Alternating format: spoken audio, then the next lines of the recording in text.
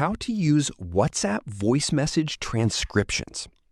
In this video, I'll show you how to enable and use WhatsApp voice message transcriptions. This feature lets you read voice messages as text directly within WhatsApp.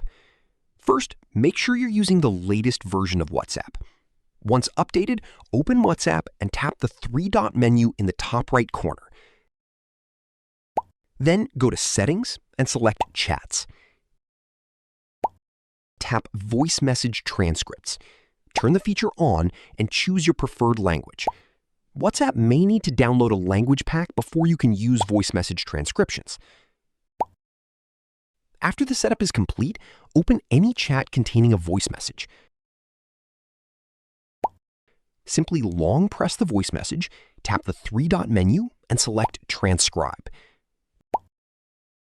WhatsApp will instantly convert the voice message into text for you to read.